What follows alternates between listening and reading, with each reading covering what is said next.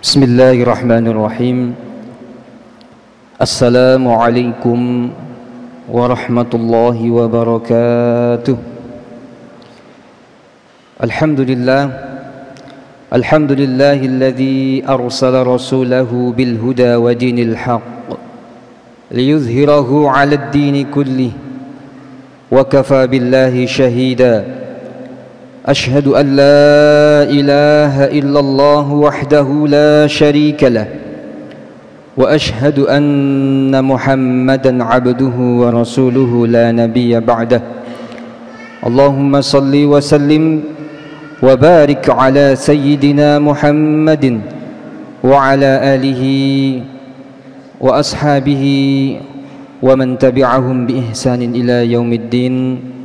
اللهم اجعل هذه المجالس خالصة لوجهك الكريم. اللهم اجعلها في ميزان حسناتنا جميعا يوم نلقى يوم لا تملك نفس لنفس شيئا والأمر يومئذ لله. أما بعد. Hadirin hadirat jamaah salat zuhur Masjid Abu Bakar As-Saggaf, hadani Allah wa iyyakum jami'an. Pada kesempatan kultum siang ini, izinkan kami menyampaikan satu tema yang berbeda dari jadwal yang sudah ada setiap Rabu, yaitu yang diisi oleh Ustadz Mukhtar Arifin. Alhamdulillah, pagi tadi Unisula dalam hal ini melalui Pak Rektor beserta jajarannya yang juga didampingi oleh beliau yang terhormat Pak Cuk sebagai Ketua Bidang Pendidikan Yayasan Badan Wakaf Sultan Agung, telah menyelenggarakan konferensi pers dalam rangka menyikapi satu peristiwa yang viral beberapa pekan ini, tidak hanya di Indonesia tapi juga di tingkat internasional, di mana salah satu politikus India telah menghina Rasul kita Muhammad sallallahu alaihi wasallam dan juga menghina istrinya, yaitu Sayyidah Aisyah radhiyallahu anha, dan juga telah menyakiti hati seluruh umat Islam yang ada di dunia. Alhamdulillah, Unisula juga telah mengeluarkan sikap tegas mewakili Civitas Akademika maupun keluarga besar Yayasan Badan Wakaf Sultan Agung dan masyarakat muslim di Semarang serta Jawa Tengah dalam membela Nabi Muhammad sallallahu alaihi wasallam. Jazakumullah, kami ucapkan terima kasih. Semoga ke depan Unisula bisa menjadi pionir, selalu terdepan, selain dalam prestasi juga terdepan dalam membela Nabi Muhammad sallallahu alaihi wasallam. Unisula pun tidak sendiri. Alhamdulillah, Universitas Al-Azhar, Universitas Madinah dan beberapa universitas di dunia juga menyatakan sikap dan protes atas penghinaan terhadap simbol Islam ini. Karena Rasul dan Nabi Muhammad sallallahu alaihi wasallam adalah bagian dari iman kita. Rasul sallallahu alaihi wasallam adalah bagian daripada akidah kita. Rasul sallallahu alaihi wasallam adalah bagian dari hidup kita. Oleh karena itu, alhamdulillah, kita sudah berada di jalur yang benar dalam membela Rasulullah sallallahu alaihi wasallam. Ikhwati fillah, hadani Allah wa iyyakum jami'an. Kisah pertentangan maupun syira' antara perkara yang hak dengan yang batil, antara perkara yang salah dengan yang betul atau benar, akan selalu ada, bahkan sudah ada semenjak penciptaan manusia, dan akan terus ada sampai yang namanya umat manusia itu masih terus ada di muka bumi ini. Islam sejak muncul 14 abad yang lalu sudah memberikan pelajaran kepada kita bagaimana syubhat, bagaimana serangan-serangan, dan juga bagaimana penghinaan terhadap Islam, penghinaan terhadap Al-Quran, syubhat-syubhat terhadap Nabi besar Muhammad sallallahu alaihi wasallam beserta keluarganya sudah sejak dulu dilancarkan oleh mereka yang membenci Islam. Hadirin yang dimuliakan oleh Allah Subhanahu wa ta'ala, maka ketika hari ini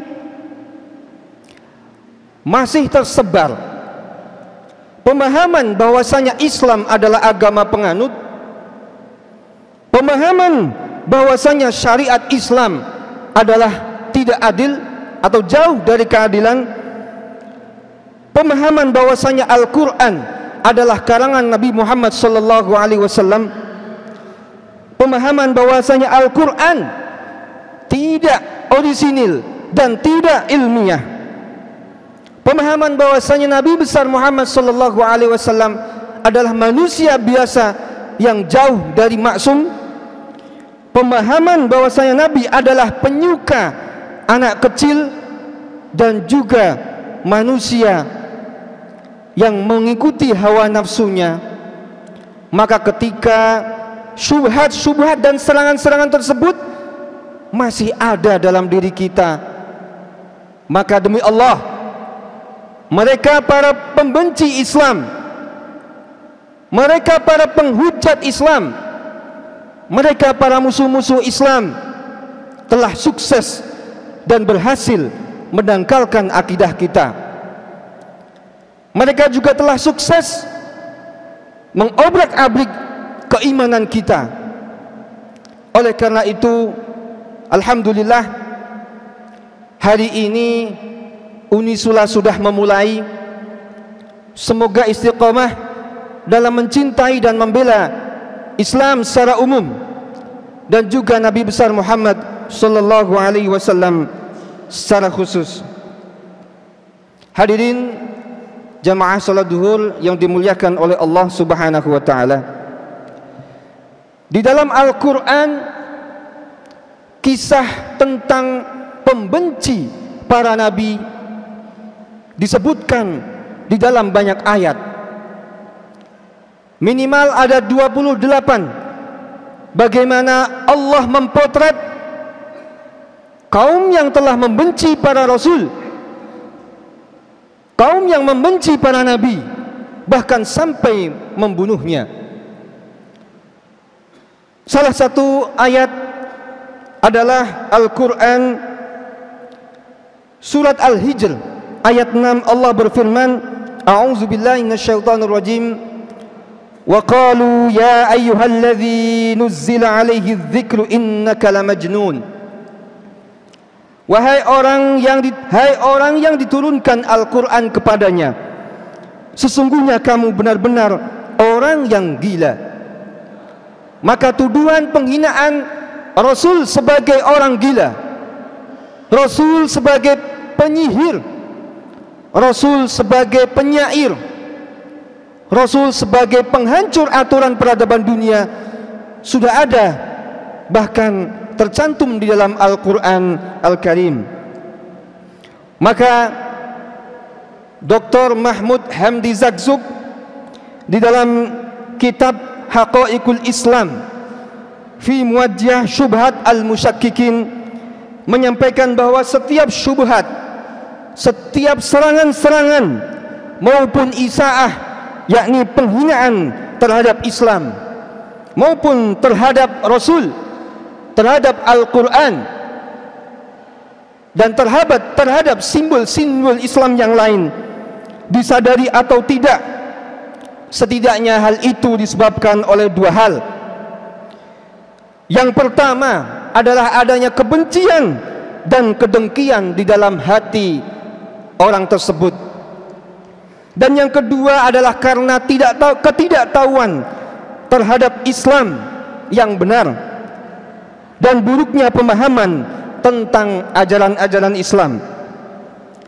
Mereka hanya menangkap bahwasanya Islam berasal dari referensi yang salah, dari buku-buku orientalis yang memang menyudutkan agama Islam, referensi yang mungkin masih mencampur adukkan antara Islam sebagai agama dan ajaran dengan perilaku Muslim itu sendiri. Maka untuk menghadapi hal tersebut, kiranya kita sebagai umat Islam, wabil khusus adalah keluarga besar Sultan Agung, ada tiga hal yang kiranya kita hendak sikapi. Sebagaimana dua hal perkara yang telah disampaikan Pak Rektor tadi pagi, yaitu harus tegas, karena ini adalah simbol keyakinan kita. Akan tetapi ketegasan ini tidak boleh melampaui batas dan menimbulkan permusuhan dan juga kehancuran. Kemudian yang kedua, Bapak Ibu sekalian yang dirahmati oleh Allah, yaitu dengan mendoakan, di mana salah satu doa yang telah dipanjatkan oleh Rasul ketika disakiti dalam berdakwah di Taif. Bagaimana doa beliau? Rasul sallallahu alaihi wasallam berdoa, Allahumma hdihim, ya Allah berilah hidayah, petunjuk kepada mereka, fa innahum la ya'lamun, karena sesungguhnya mereka tidak tahu. Maka yang ketiga, dan ini wajib dilakukan oleh Civitas Academica Unisula, karena ketidaktahuan mereka atau bahkan pemahaman yang salah, perlu kiranya kita sebagai keluarga besar Yayasan Badan Wakaf Sultan Agung membentuk satu tim ataupun lajnah dakwah yang mengkonter setiap syubhat, serangan-serangan maupun penghinaan-penghinaan, dan juga menyebarkan risalatul Islam, ajaran-ajaran Islam, dasar-dasar Islam yang benar sesuai Al-Quran dan Sunnah kepada seluruh umat. Maka ketika pemahaman yang benar tentang Islam ini bisa meluas, maka insya Allah dengan seyakin-yakinnya tidak akan ada al-isaah, penghinaan, tidak akan ada syubhat, tidak akan ada hal hujumat, serangan-serangan kepada Islam dan semua ajaran-ajarannya. Allahu a'lam bishawab. Semoga yang singkat ini ada manfaatnya. Mari kita akhiri majlis siang ini dengan sama-sama membaca hamdalah dan doa kafaratul majlis. Alhamdulillahirabbil alamin. Subhanaka Allahumma wa bihamdika asyhadu an la ilaha illa anta astaghfiruka wa atubu ilaik. Wassalamualaikum warahmatullahi wabarakatuh.